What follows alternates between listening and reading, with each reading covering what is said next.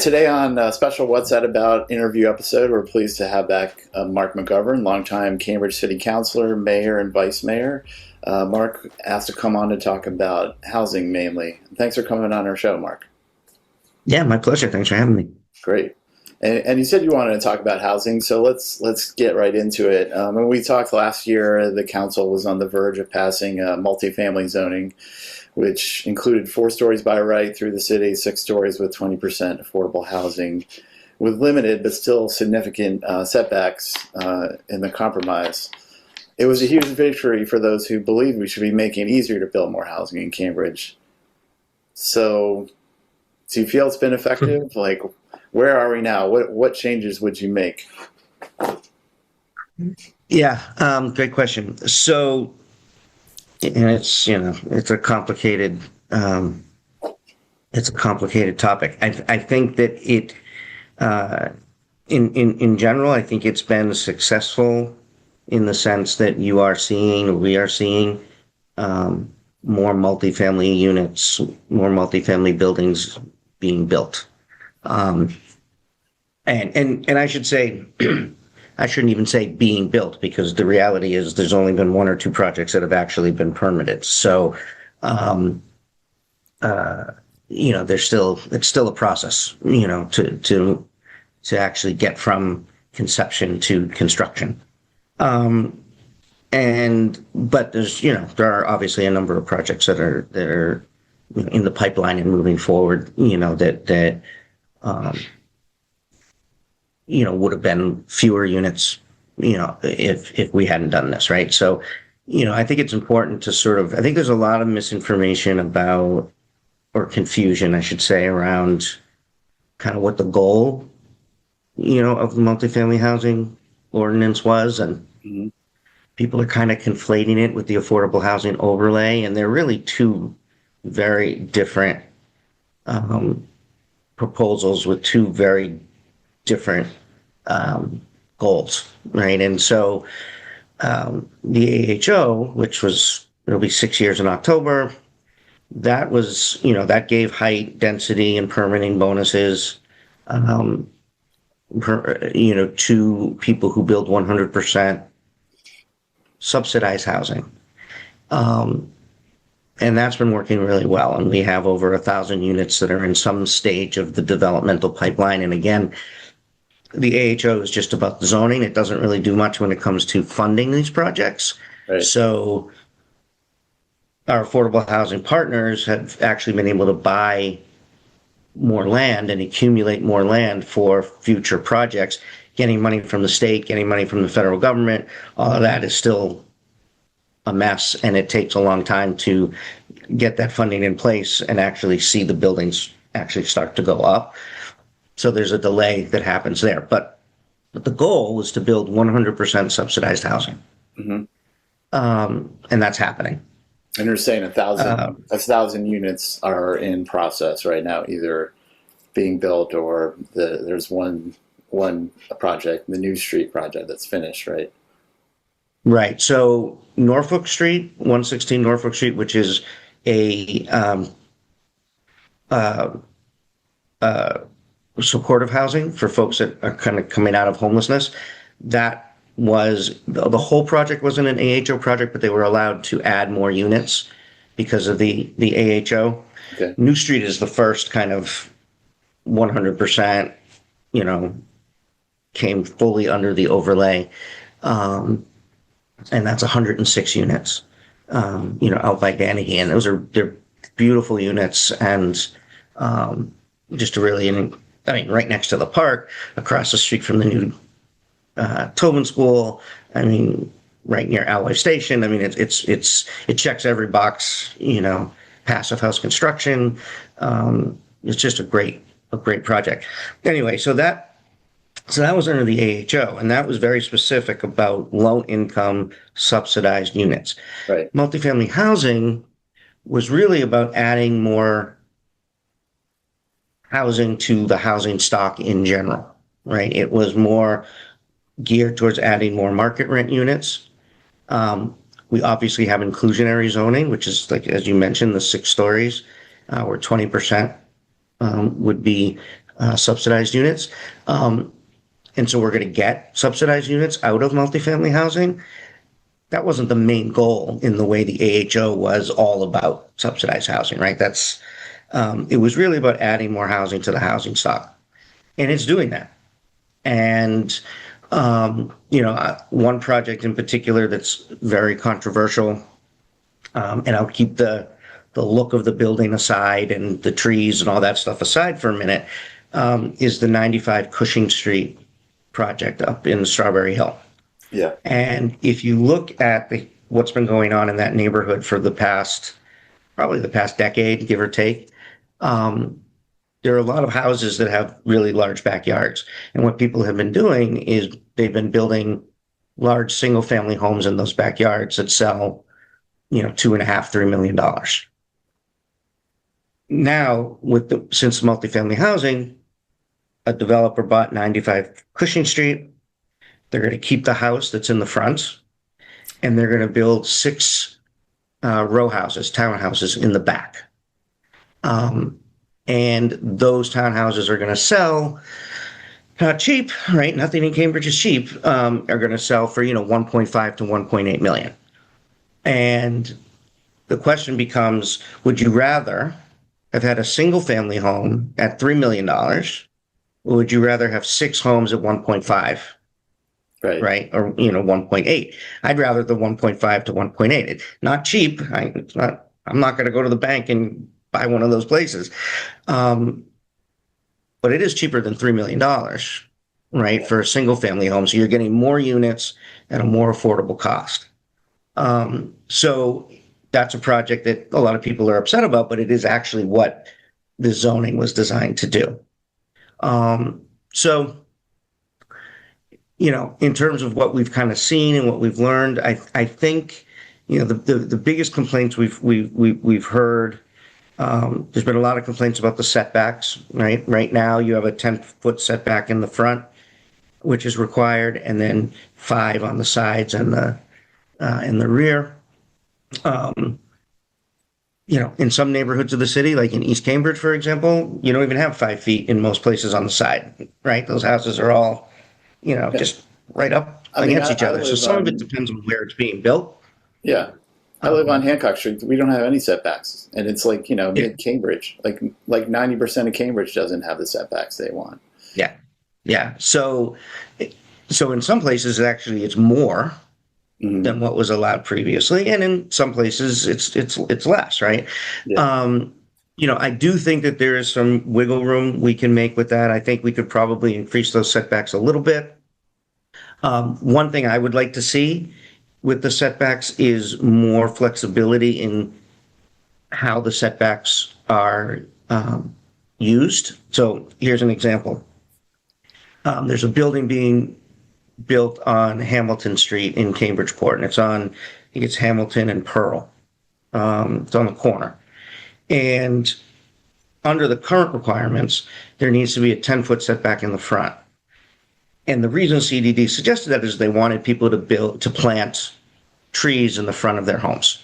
Mm-hmm. Now, at this particular lot, there are 2 really beautiful street trees. Big, very much healthy, beautiful trees. That developer is not going to plant another big tree right next to, that big street tree, right? But in the back of that building, there are 2 trees that are also nice, beautiful, tall, old trees that are on the property line that the developer said he'd like to keep if he can figure out a way to not cut them down. But he also wants to take advantage of the setback requirements because he needs the square footage. So 5 feet in the back would probably mean those trees are going to have to come down. Now, if he could flip that, right, and do a 5-foot setback in the front and a 10-foot setback in the back, he could save those trees. Mm-hmm. So I'm trying to figure out, why don't we, if there's a number we can come up with that says the setback total should be X feet, and then let the developer sort of figure out how that gets divided depending on the lot, because not every lot is the same. So, like I said, if you were building in East Cambridge, maybe you don't need to do 5 feet on the side or 10 feet in the front, because that's not what a lot of those houses are. So maybe you do put a little bit more in the back to give a little bit more of a yard, or save a tree, or give a little more distance in the rear. But right now it's very rigid. And so I'd like to sort of see, how can we build a little bit more flexibility, so that people can kind of right size, for lack of a better term. Yeah. I mean, and so, yeah, here we are 5 months or so into the term, a bit longer now. And people are, like, some of the new council members or the existing council members are fighting back. You wrote a pretty long Reddit post, I believe, responding to some what you called misinformation from it was Councillor Zusy. I believe you were responding to her. She had been posting some Instagram posts that were basically misinformation. She implied that like 150 houses were already being demolished by the multifamily housing ordinance, and 300 historic homes might end up being removed. And then you have Tim Flaherty. He's pushing to cripple the zoning by adding bigger setback requirements and reintroducing parking requirements, which is interesting. And that would probably drastically cut the number of lots available.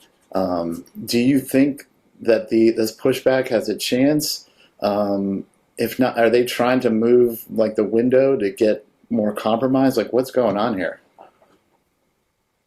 Yeah. I think, in part they're listening to the people who elected them, right? And they're trying to be responsive, to that and to them. I don't think, certainly in terms of Tim, I don't think Tim has made it a secret that, he kind of feels like Cambridge is built out, and we are, we probably shouldn't be building, much more. Yeah. Kathy, I think, continues to say that she supports building more housing, and where we sort of differ is, if you say you believe in supporting more housing and then you list off 15 requirements in order to allow that housing to be built, and those 15 requirements don't, result in housing being, financially impossible to build, and then the question becomes, well, how much do you support it, right? We always have to make choices and make trade-offs, and it's easy when everything's perfect. When someone's proposing a project where they can get the maximum number of units and save the trees, and everybody gets a backyard, and everybody gets a front yard, and those are easy, right? That of course everybody supports those kinds of things. Where do you stand when you actually have to make a tough choice? And when somebody says, well, I can build 30 units and cut down these 3 trees, or I can build 18 units or 20 units and save these 3 trees, and now you actually have to make a choice, right? That's how you really tell who really supports building more housing and who doesn't, is when it's hard. So I think they're trying to respond to people who, are upset with kind of how this has been rolling out. Do they have a chance? I've seen this council do all kinds of crazy things over my time. I don't think so. They would need 6 votes to do a lot of this, and I don't see that happening. The council in general, we all said to CDD, I voted for it, go back and look at it. We have a year review built into the ordinance, or go back and look, and if there are things that you think could make this better and address some concerns without costing units, sure. Let's happy to take a look at that, right? I'm not trying to make this hard on people. But in general, I think a lot of the things that they proposed, certainly in that last policy order that they filed a couple weeks ago, if we were to do those 5 things, it would essentially gut the whole, it would essentially gut the ordinance. Right. And then you've got the Brown petition, which is a whole other Well, conversation. let's talk about that real quickly. I mean, I guess I learn something new every day about the city, but so I don't know if this is in coordination or not with the council, those council members, but Doug Brown, who ran for city council last session, with a petition of only 13 signatures, is able to temporarily stall AHO and aspects of other zoning until the end of the summer just by filing a petition saying he wants to make changes. I don't get how that happens. And is there anything we can do about that? I mean, that doesn't seem very democratic. Our council voted, and then this guy with 13 people said, "Oh wait, let's stall this." Yeah. It's state law. So state law says that you only need 10 signatures, registered voters, to file a citizen's petition, zoning petition. And once that's filed, this council has to legally send it to the planning board. And it doesn't necessarily have to send it to the ordinance committee, or it can send it to a special hearing. It has to send it somewhere. We send it to the ordinance committee because that's where these things are handled. So we're legally obligated to move it forward. Now, once that happens, and once those meetings are posted, that becomes the de facto standard until something is done with that petition. So, so 10 people, or in this case, 13, filed this petition, and things are going to kind of be on hold until that petition is resolved in some way. I mean, I've already received calls from Justice Start, the executive director of Justice Start and HRI, who are like, we're getting ready to put in bids on new property. Mm-hmm. This would kill those AHO projects. Like, if we have to put in parking and you're reducing our height from 9 to 6, we won't be able to finance these projects, and we're about to ask the state for money. And I'm like, well, I don't know what to tell you. They can still go ahead and do that and hope that it doesn't pass, right? But it would be at their risk. Yeah. So that's something. I mean, I think, I don't know what the right number is necessarily, but if you're going to file if it's a citywide zoning petition, you should have to get, a certain percentage of registered voters from each district in the city to sign a petition, to do that. I mean, it's crazy. I mean, you can get 10 signatures to do anything, and I can get 10 signatures. I mean, Christ, I got 6 in my house. It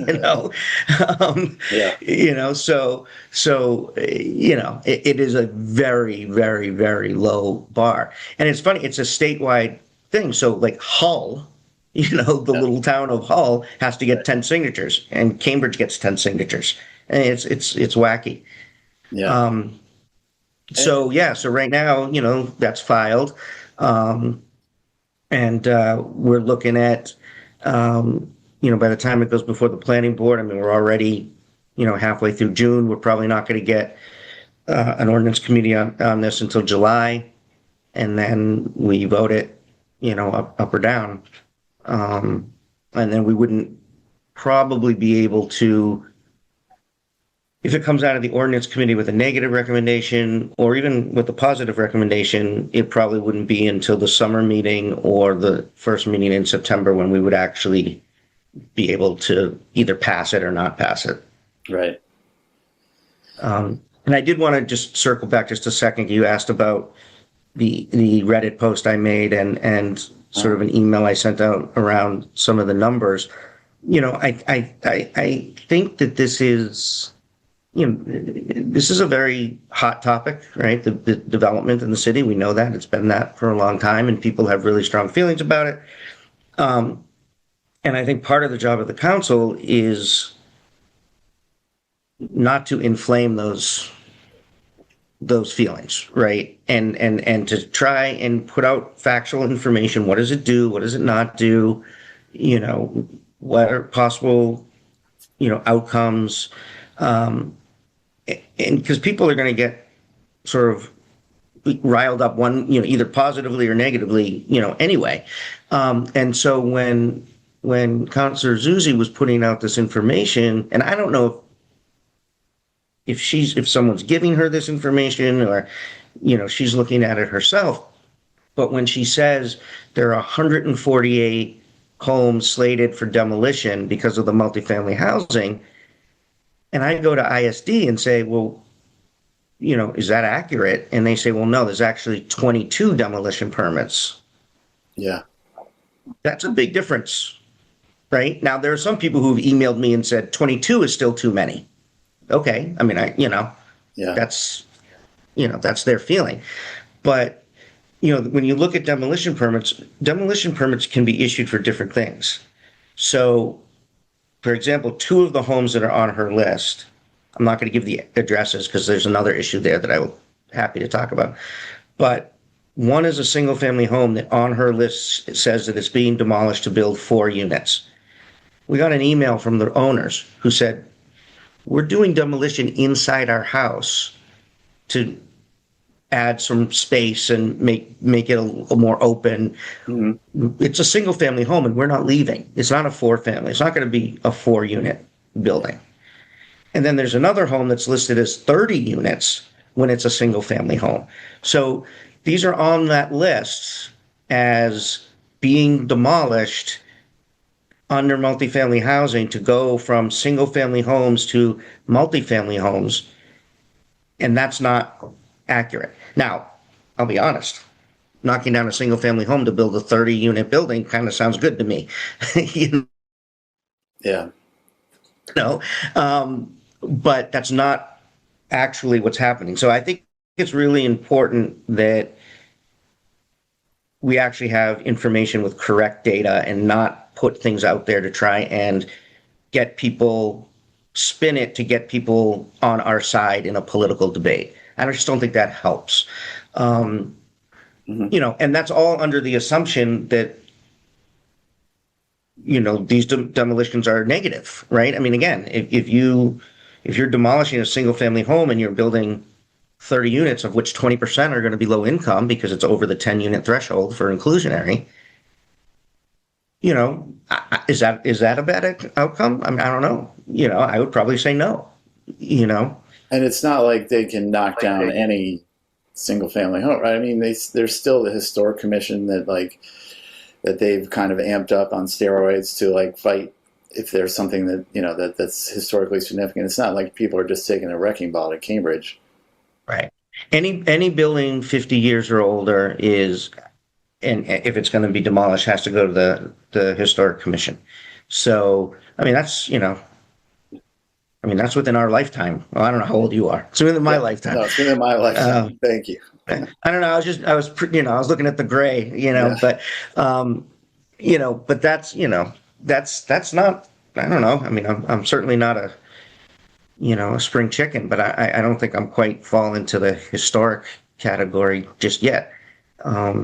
So there are some checks that are in place, and we've already seen, like on Ellery Street and other places where the Historic Commission has, even if they haven't stopped the project from going forward, it's resulted in significant downsizing, right, of those projects. And so, I mean, it's not like there aren't some checks and balances there.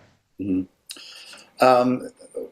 Were you disappointed? Where do you stand on the rezoning of Inman Square, Cambridge Street, that was kind of reduced in size? How do you feel about what went on there? Yeah. I mean, that was again, it's a tough one. I mean, people, what people say and what I think people actually want sometimes are different things. And so when people say things like, we want to compromise, right? We want something that everybody gets a little something, but nobody gets everything. How do we, and I think for a lot of people, compromise means I get everything that I've asked for, right? Which is not really a compromise. And so, take multifamily housing to begin with. The original proposal was 6 stories as of right everywhere. Right? With no setbacks. Right. And we went through a lengthy process. We heard from a lot of people that said, we would rather 4 stories, 6 stories if there's affordable in it, and we want some setbacks, which is exactly what we passed. Right. Right? We compromised. There were a lot of people who were saying, don't go, you want to compromise, go to 8 stories everywhere instead of 6 stories, right? They wanted to go the other direction. Yeah. And yet the council moved more towards the middle. Mm-hmm. Right? And I was one of those, right, who moved, trying to say, okay, how can we kind of make this a more unified vision or outcome? Right. And yet those people, those very same people who were saying 4 stories are now upset that there are 4 stories. So it makes you wonder as an elected official, what's the benefit of sort of compromising on these things when I'm going to make the people who support me less happy, Mm-hmm. and the people who don't support me are never going to be happy. So what does that do? That drives people into their respective corners, and you get no compromise. And I'm not sure that's a good thing, right? So with Inman Square, people were upset with the original heights for Inman Square. We listened to that feedback. We went back. We looked at it. We said, okay, we actually think we can go with the smaller height, with the lower height. We did that. We compromised on that. And again, folks said, oh, I'm glad you compromised on that, but here's the other things, and it still wasn't enough. And that's what worries me about as we look at multifamily housing moving forward. I'm fine with compromising on some things and making some amendments as long as it's not going to, impact unit count. But at the end of the day, is that going to be enough to satisfy the people who don't like it? Probably not. And so where are we going to end up in the end, right? And so, on Inman Street, I think, Inman Square, we'll see kind of what comes out of it. I'm glad that we kept some of the taller heights in, Leechmere and Windsor, because I think those places are particularly ripe for housing development. Yeah. But it wasn't that long ago when Councilor Carlone put forward his Paris plan that said 6 stories along every corridor in the city. And people thought that was great. And now all of a sudden 6 stories isn't great. So it's also hard to plan when the goalposts sort of continue to shift, right? You're listening, you're trying to sort of work with people, you're trying to compromise, you're trying to say, look, okay, I hear what you're saying. Can we do this? Can we do that? Let's figure out a way to kind of move forward together. And you do that, and in the end of the day, it's still not enough. So I don't know. We'll, ultimately we'll see what happens soon enough, but. Yeah, it just seems like I had Burhan on here in January, and he seemed to be convinced that the housing fights were basically over, and I think that's been proven wrong. Yeah, I agree with Burhan on a lot of things, but I would not agree with him on that one. Well, yeah, I think he was a little optimistic, or maybe he's looking for his next position. I don't know. I'm just saying he was done. Is there anything else you want to talk about housing right now that you feel like we haven't covered? Yeah, I just want to encourage folks. To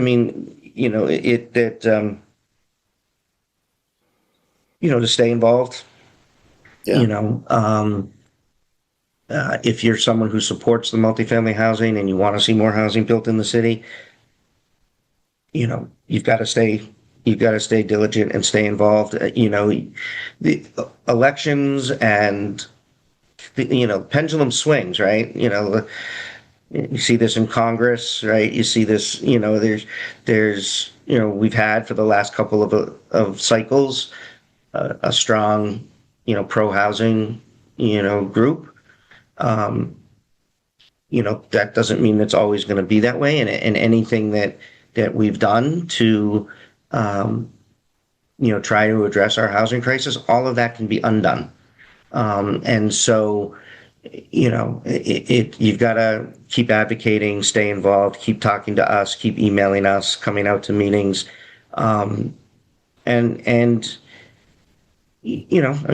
part of part of the process, right? So, I would just encourage people to do that. Yeah, we'll kind of see how this plays out. Yeah, I hear you. Do you have time to talk about a couple other things a couple Yeah. other Cambridge issues? Anything you want? All right. Sure. Let's. So 2 years ago, when the first time you were on the show, we discussed the closing of Starlight. And I think we were both disappointed at the time. And you had promised that there was something coming in Central Square on a permanent basis somewhere. And I'm assuming, is that the Street Theory collective space that you were talking of? Yeah. How did that come about? And do you think, let's talk about that. How do you feel about the Street Theory space? It's in the old. Yeah. I mean, it's different, right? Obviously, it's an indoor space. It's not as big. You don't have the, you're not seeing like the concerts being done there that were being done at Starlight. It doesn't have, it doesn't have the little booths for, startups and stuff the way Starlight did. But it is an indoor sort of community art meeting space in Central Square that, is less than what Starlight was, but more than what we had sort of pre-Starlight. Right. So it's been host to, a lot of events, since it opened. I think, what I'm hoping is as we rezone Central Square, there's a lot of zoning talk going on in Central Square right now, and it's very confusing because you've got the sort of rezoning of Mass Ave, Central Square conversation. You've got the conversation about city-owned parking lots, and then the Cambridge Redevelopment Authority is sort of doing their own thing on re-envisioning Central Square. So, all three of these things are sort of being talked about separately, yet I don't know how you do any of them without the others, right? So if you're, they're all intertwined. So it's confusing for folks to keep track of, and I'm going to really be looking carefully at, how does all this stuff sort of fit together? Because you see, I mean, even with the Envision Cambridge, process, you have things that are that the environmental subcommittee of Envision Cambridge recommended that would make it really hard to do what the housing subcommittee recommended, right? So they kind of each did their own little silo, and sort of bringing those together into a more complete vision is sometimes difficult to do. So I'd be interested to see how that plays out in Central Square. But my hope is that whether it's probably on one of the city-owned lots, is that that some type of Starlight version of Starlight sort of comes back on one of those lots. Another, I'd love an outdoor space. I don't know if that would be possible or not. But keep having some requirement that at least on one of those lots you have some kind of, cultural artist sort of, space building, or a couple floors of a building with housing above it, or, something like that. So, I'm hopeful, that we can do that. I think there's a lot of push. I think a lot of people in the council agree, and I think, the city kind of says they agree.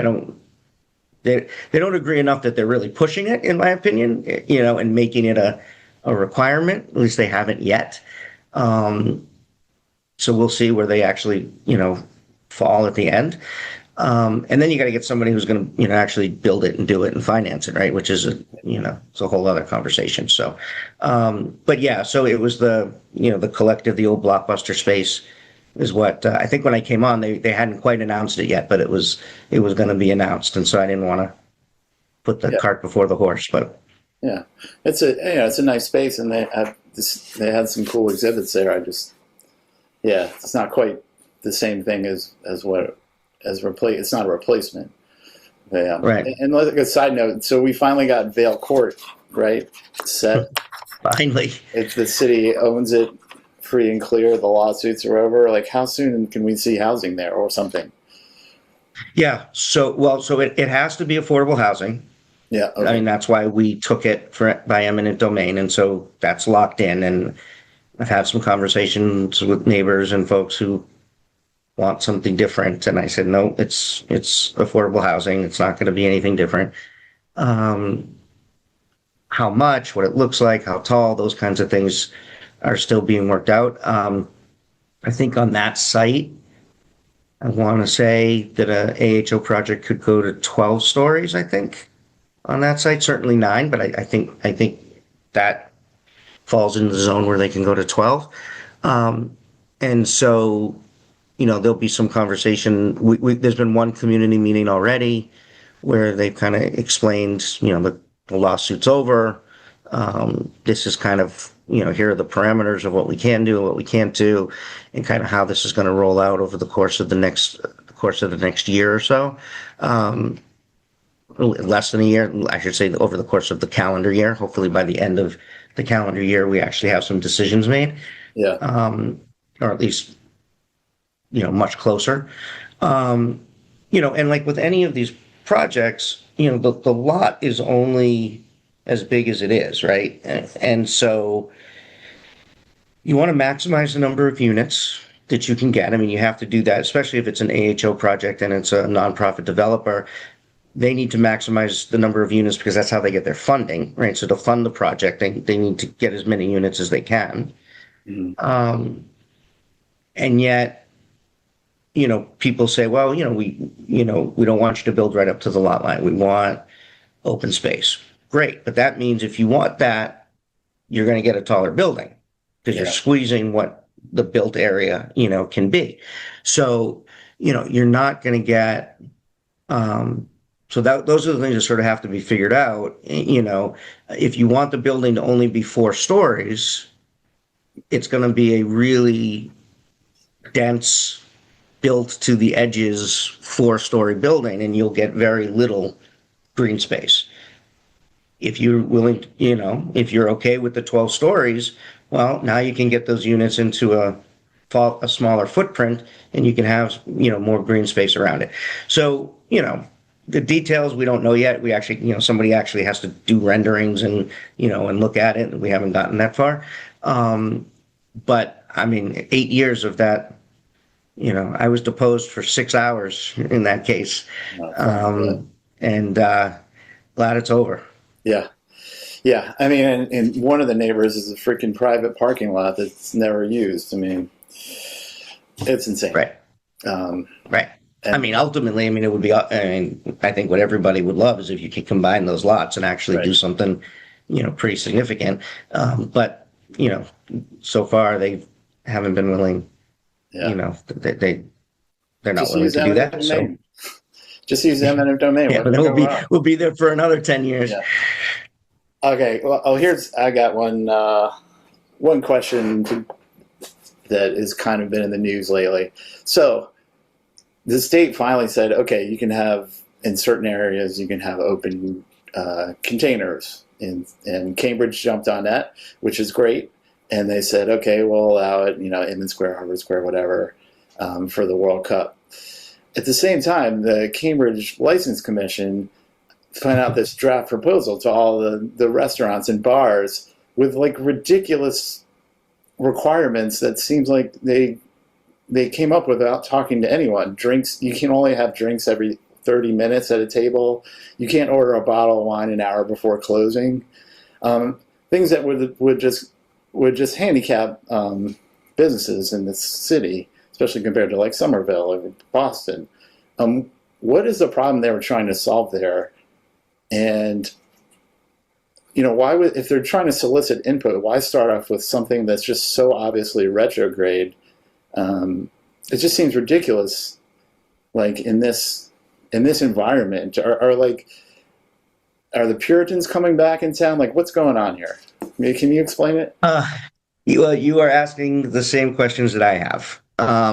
So first, for folks who don't know, the License Commission is written into state law. It really acts independently from the city in a lot of ways. And so council has no authority over the License Commission. And even what the city manager can do is kind of limited. So you know, I found out about this, and the couple of colleagues that I've talked to, we all found out about this when everybody else did, you know, through social media and other things. Not like we knew this was going on or that this came from us.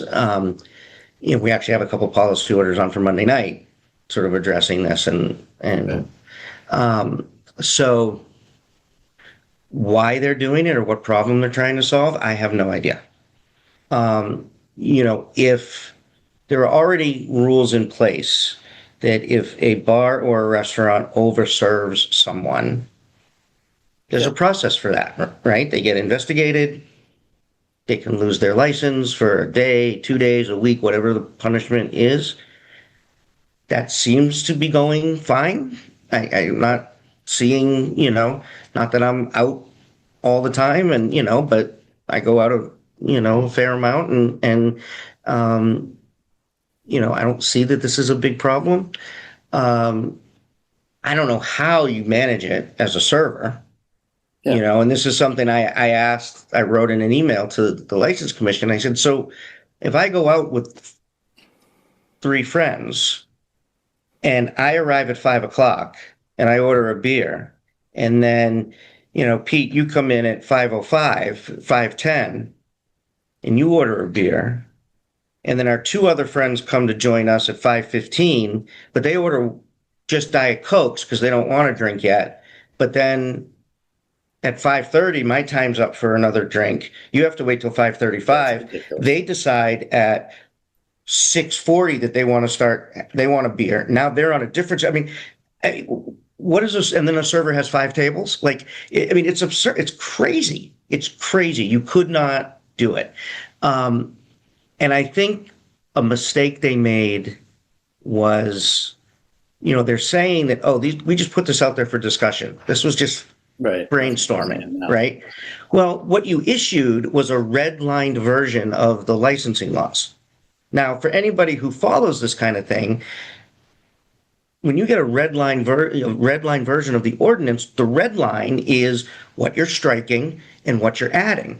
So that, I interpret that as these are the things that you're suggesting should go in here. Sure. Right? They didn't put out just some random document that said, hey, it's been 10 years since we reviewed our licensing laws. We'd love to hear from you as to what's working and what's not working. Here are some ideas we've been kicking around. Boom, boom, boom. So what they did, they actually issued a red line document. Mm-hmm. And that's very, very confusing to people. It really makes it look like this is where they want to go. So, you know, they said they did it because they wanted a conversation. Well, they're going to get a conversation. You know, a lot of people are upset about it. It's troubling. I mean, so the License Commission is just the chief of police or someone who represents him, the fire chief, and this appointed chair, Nicole Maratti Ferrer, who's been there since 2016, right? I think so, somewhere around there, yeah. I just wonder, I don't understand the motivation. But so she's been in charge for a while. She was the one who was in charge there was this long, I don't know if you're familiar with this, but this long persecution of Upper West where the ACLU actually had to step in and sue the city because they were harassing them about having little tea lights in their restaurant, you know, back then. And I'm sure that cost the city a bunch of money. They lost that lawsuit. How often, she's appointed every 3 years. Why did the manager decide that you can keep? Why did he reappoint her? I guess. Do you have any thoughts on that? I guess there's nothing the council can do about people on the commission. And I think, I mean, there were a lot of things going on with Upper West that, if my memory serves me, some of it I think actually predated her, and then. Yeah, in 2014, she was under her watch. But either way, some of it was definitely under her watch. You know, I mean, I think that's a question for the manager. You know, I think he's only been here. I mean, depending on where her. Yeah, I think he did reappoint her. Last year or something like that. I think he might have reappointed her once, though. Right. Yeah, which, again, I mean, I think, if he, at that point, he was probably still getting his feet wet and, trying to figure things out. I mean, well, I sort of give him a pass, on that. Um, and you have to look at her, her total body of work. I think there are going to be some, there's probably some things that have gone really well and some things that haven't gone really well. You know, my issue with the commission is just I really feel like there's a real lack of local oversight, right? And so I'll just give you a quick example. A few years ago, there was a woman who was opening a pop-up restaurant on Cambridge Street, and she was only going to be open for a month. And you can go and get a single day license to serve alcohol, and you're allowed to get up to 30 of those a year. Doesn't say they can't be consecutive days. So she applied for 30 single day licenses to serve alcohol at her pop up. They were approved. She went out, bought a ton of liquor, a ton of alcohol to serve at this restaurant. Sure. A day or 2 days before she was set to open, the license commission said, "Oh no, there was a mistake. You can't do that." And this woman was, she had been told she could, and now she's got all this alcohol that they're. So she came to, I think so I guess it was a while ago, because I think I might have been mayor at the time. And so she came in and said, help, right? And so I'm trying to call and trying to figure this out. And I'm sort of getting the response of, well, sure, we're happy to hear from you, but at the end of the day, you don't have any say over what we do. And I couldn't help this constituent and this woman who was trying to just float this idea for a restaurant. Right. It ended up sort of getting worked out to some degree in the end, but it just sort of brought up this, here we are in the council trying to figure out ways to help restaurants and bars and small businesses and, like this open drinking in these zones for the World Cup. The way that's designed is, I don't think anyone's going to be policing this too much, but you can't go to a liquor store, buy your own alcohol and pour it into a cup. You got to go to a bar or a restaurant. And some of that, some people have said, well, that's crazy. Why? It's cheaper if I just, but part of the reason for doing that was to drive business to these establishments, right? And to help them out. Yeah. And so, on one hand, we're doing that. And then you've got the license commission sort of going in another direction, and yet we have no say in what they do. They're kind of working in an opposite direction than what we're trying to do. I mean, it's frustrating. And in 2019, we had an economic committee meeting a week and a half ago, and we brought in Kathy Zusy chaired it, and it was a great meeting actually, and brought in these different startup companies. Basically, these were people that support startup companies in Cambridge, like small biotech labs or innovation labs, like the Engine on Main Street, things like that. Yeah. We brought them in just to say, what can we do to help these small startups who maybe can't afford Kendall Square? How do we help them stay in Cambridge? How do we help them grow? How do we help them become sort of the next big thing that are located here? And a lot of things came out as to why that's a problem. The rent and permitting and, all these sort of hurdles that other cities, incentive zoning, which is how much money you have to spend per square foot when you build a new place. In Cambridge, I think we're up to $38 a square foot. Watertown is like $5 or $6, right? So sometimes these startups that aren't, flowing in cash are going to say, well, I can't afford to build something out in Cambridge. I'm going to go here. But one of the other things that came up was, one of the folks there said, a lot of these other places are more fun. And not just, Boston or Watertown or Somerville, but like Austin, Texas and Charlotte, North Carolina and San Francisco, all these places that are geared more towards a younger demographic. And in Cambridge, with all the young people we have, between the universities and the grad schools and the innovation economy, we are still very parochial, very Puritan in how we do things. Everything takes forever. Everything is, what's the worst case scenario? Everything is, Right. oh, we can't do that. That might be too loud, or the lights might be too bright, or,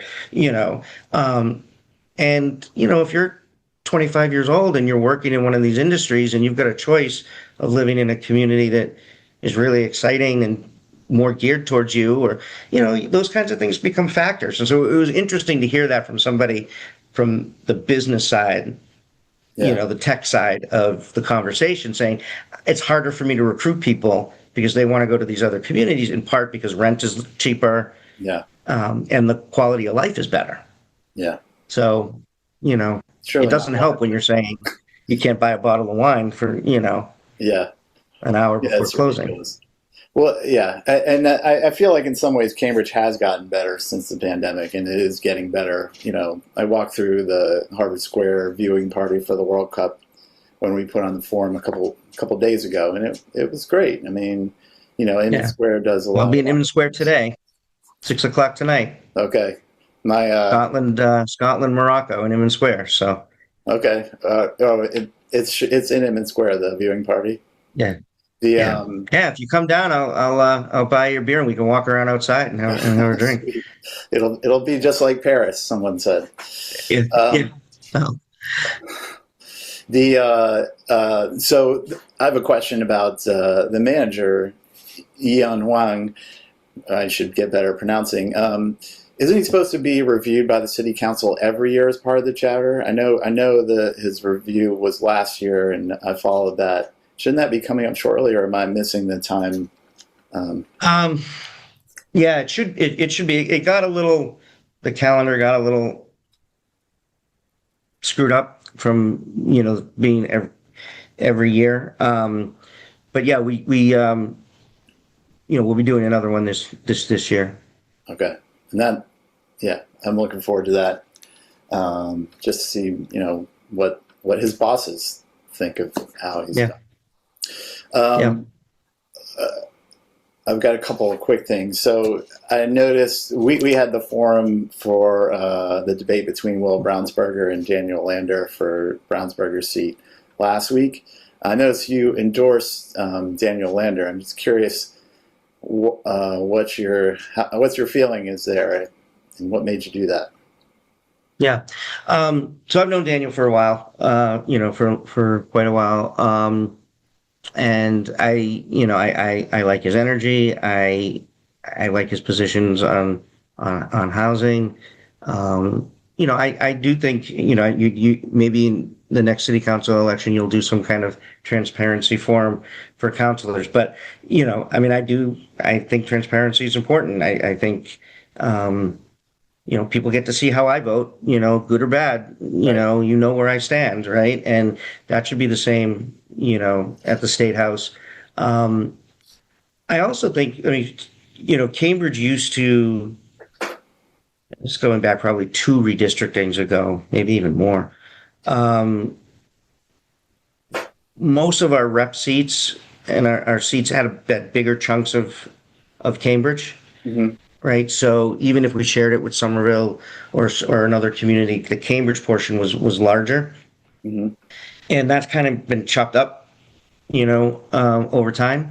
And so having someone who lives in Cambridge, who knows Cambridge, be in the Senate seat, I think is important for our city. I think when we are only a small portion of the district, it is easy to forget about us. And if you live here and people know where you live and know where you grew up, it's much harder for you to forget about us. So I'm not looking for someone who just shows up at events Mm-hmm. and says, "Hey, I'm your state senator, I'm your state rep," but then we never hear from them, otherwise. Someone who's great at this is Steve Owens, Representative Steve Owens, who has Cambridge and Watertown, Mm-hmm. and most of his district is in Watertown, but he's at he shows up. I mean, he showed up to the Juneteenth parade we had this morning, right? Not even in his district, showed up because he's like, I represent Cambridge and I'm going to be part of the Cambridge community. He's fabulous at that. For me, it was not only did I agree with where Daniel stood on the issues, I think having someone who isn't going to forget about us at the State House is important. That's important to me. Yeah. Yeah. And I assume did he go to Cambridge in Latin? Or he's Cambridge. I mean, he's much younger than I am. So, I mean, that's one battle he has to overcome too. I mean, he's in his 30s, but he looks so young that people are like, yeah. I think, I can't remember if he went to Ringe or not. I mean, I know his mom, obviously very well. But he's, he's still a Cambridge guy and knows the city and family's here. And, I'm not worried that he's gonna, that we're gonna be a second thought to him. Yeah. Yeah. All right. Is there anything else you'd like to cover or talk about while I got you? Yeah, no, not really. I always happy to be here and do this. I really appreciate you doing these things. I mean, I think, although our local media is trying to get, better and the Cambridge Somerville Independent is, now a second source, and they do Marc does a really good job with that. And Cambridge Day is trying to sort of reinvigorate itself. It's hard. Those aren't always the best ways to get information, and you need to sort of hear these issues are complicated, and you can't get the full depth out of from an article. So these kinds of forums are really important. I just really appreciate you doing it. Yeah, I appreciate your willingness to come on. And now I just got to convince you to do a CCTV show. Well, it is on CCTV. Yeah. Let's wait till after this primary election season before I take on it. Yeah, in your spare time. Yeah. Well, I just remembered Portico is where my friend is DJing there tonight, and he's going to be there for the U.S. game. That's in Cambridge, right? It's like right on the border. Yeah. So that's at 3. Yeah. Oh, that's at 3. Yeah. Yeah. So that's at 3, and then the outdoor game in Inman Square is the 6:00 game, not the U.S. game. Cool. All right. Yeah. Maybe I'll see you there. Maybe I'll see you there. Maybe not. We'll catch up at some other time. And thanks again. All right. Yeah. Thanks for coming on our show, Marc McGovern, and come back anytime. All right. My pleasure.